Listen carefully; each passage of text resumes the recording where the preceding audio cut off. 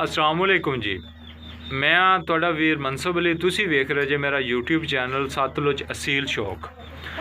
अज मैं दोस्तां वीरां नूं अपने जानवरां दा शौक करावांगा जी। ए मेरे जानवर है जिहड़ी मादियां हैं, जिहड़ियां हुण अंडियां ते बाज़ औकात कोई पट्ठियां हैं जिहड़ियां तैयार होईयां खलियां, जिहड़ियां ज़्यादा एज च मेरी मादियां हैं ना वो अंडियां तो लेट होंदियां पियां। बाज़ औकात ये बहुत ज़्यादा मसला होंदा है, जिहड़ियां मुर्गियां ना ज़्यादा एज च होंदियां न, जिहड़ियां वो अंडे लेट देंदियां हैं क्योंकि हुण सीजन है बच्चों का।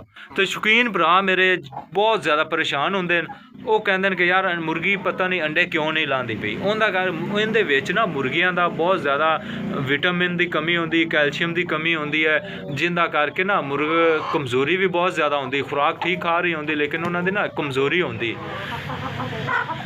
जिंदा करते ना मुर्गियां अंडे नहीं लांदियां। तो मैं दोस्तों वीरां नूं अज दसांगा कि मुर्गी नूं किवें तैयार करना है, की खुराक पानी है। मैं देखो ना ज़्यादा उम्र की मादी है, प्योर पाकिस्तानी एज बहुत ज़्यादा है, बहुत ही नियाब मादी है, अंडियां तो बहुत ज़्यादा लेट हुई खली है। इहदा करके ना अज मैं सोचा है कि मैं चलो दोस्तों वीरां नूं इन्हें खुराक बनानी तो मैं दोस्तों वीरां नाल भी शेयर कर लूँ, क्योंकि दोस्त वीर शौकीन हजरात जिहड़े होंदे ना बहुत ज़्यादा परेशान हो जाते हैं। ज़्यादा ओल्ड दी जिहड़ी मादियां होंदे ना, इस तरह की मादी मेरे वीर बहुत ही कम मिलती हैं, बहुत कम मिलती हैं।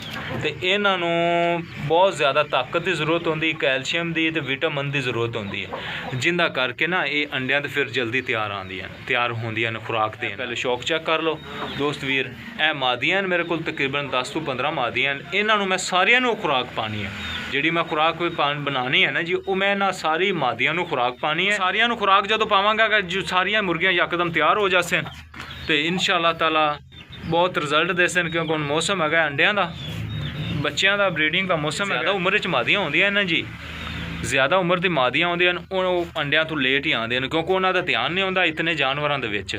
एक दो जानवर उन्होंने बड़ा ध्यान होंदा, करना पैंदा है, उन्होंने ध्यान हो जाता है। तो ज़्यादा जानवरों का ध्यान बहुत मुश्किल होंदा है, तो उनका करके ना वो फिर तवज्जो नहीं होंदी ज़्यादा जानवरों के विच, तो फिर वो अंडियां तो बहुत ज़्यादा लेट हो जाते हैं। एक तो मुर्गी लड़ पई, एक दूसरे नाल लड़ पैंदियां न, उनकी वजह तो आते जोर लग जाता तो मुर्गियां लेट हो जांदियां, तो अंडियां तो इस वजह तो भी लेट हो जाती हैं।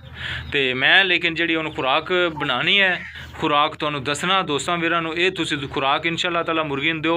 मुर्गी तुहाडी 10 दिनां दे विच अंडियां ते इंशाअल्लाह ताला तैयार हो जासी, ठीक है।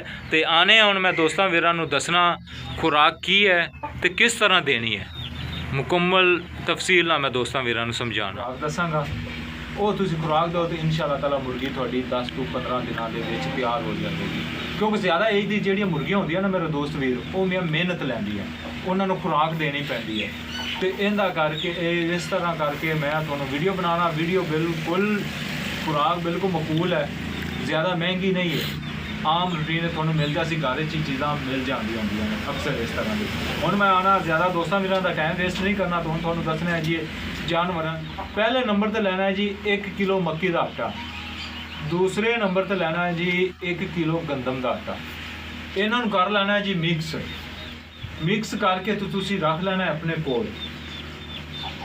ते तीसरे नंबर पर लेना है जी अंडे के छिलके, जिहड़ा अंडे दे विचों बच्चा निकला होंदा है ना जी, उन्होंने छिलकियां का पाउडर, वो अंडे संभाल के छिलके रख लेना, उन्होंने कुट लेना, बरीक कर लेना, तो उन्होंने लेना पाउडर। जिन्हें अगर थोड़ी मुर्गियां के मिकदार के मुताबिक वो एक चुंडी तुसें पानी, एक मुर्गी अंडे के छिलके की एक चुंडी पाउडर की, एक मुर्गी आटे के विच पा लेनी, जिन्नी मुर्गी थोड़ी खा सकती है, ये पानी है। ये 3 चीज़ां कर लेने मिक्स, दुध के विच इन्हां नूं मिक्स करना है, मिक्स करके तो मुर्गी नूं एक चीज़ खिला देनी। बहुत ही आसान नुस्खा है, ज़्यादा मेहनत वाला नुस्खा नहीं है। मैं दोस्तों वीरां नूं वो चीज़ दसनी जिहड़ी काम दी होवे, जिहड़ी काम करे, थोड़े जे ना अरसे दे विच काम करे। चीज़ां इहो ही होंदियां ने लेकिन काम इन्ना ही करना होंदा, लेकिन मैनूं की दोस्तों वीरां दा ज़्यादा खर्चा कराउण की जरूरत है जी। मैं तो वो चीज़ दसा ना जिहड़ी काम करे। तो ये चीज़ तुसीं सुबह शाम ये चीज़ां मिक्स करके मुर्गे नूं खिलानी है। तो दूसरे नंबर पर रात को जो मुर्गी बंद करनी है ना, मुर्गी बंद करनी रात को, तो 2 मच्छी के कैप्सूल एक मुर्गी को खिलाने, मच्छी के कैप्सूल लेने, वो मुर्गी रात को खिला देना।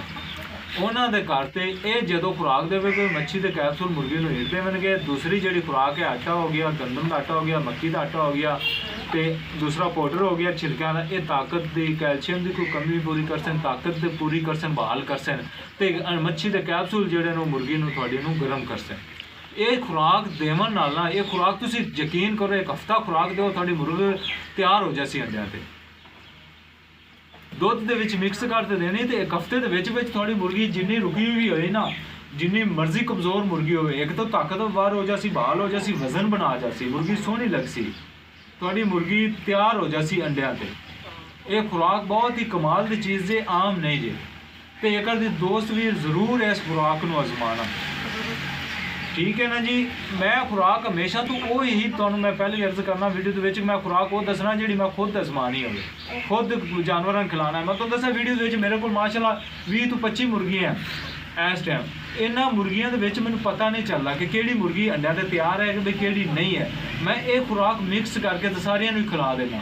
ਜਿਹੜੀ ਮੁਰਗੀਆਂ ਪੱਠੀਆਂ ਹਨ, ਇੱਕ ਤਾਂ ਇਹ ਖੁਰਾਕ ਖਿਲਾਉਣ ਨਾਲ ਅੰਡਿਆਂ ਦੀ ਤਾਦਾਦ ਵੱਧ ਜਾਸੀ, ਅੰਡਾ ਮਜ਼ਬੂਤ ਹੋ ਸੀ, ਅੰਡੇ ਦਾ ਸਾਈਜ਼ ਵੱਡਾ ਹੋ ਸੀ। ਦੂਸਰੀਆਂ ਜਿਹੜੀਆਂ ਕਮਜ਼ੋਰ ਮੁਰਗੀਆਂ ਹਨ ਉਹਨੇ ਤਾਕਤ ਆ ਜਾਸੀ, ਉਹ ਵੀ ਜਲਦੀ ਤੁਹਾਡੀਆਂ ਅੰਡਿਆਂ ਤੇ ਤਿਆਰ ਹੋ ਜਾਸਨ।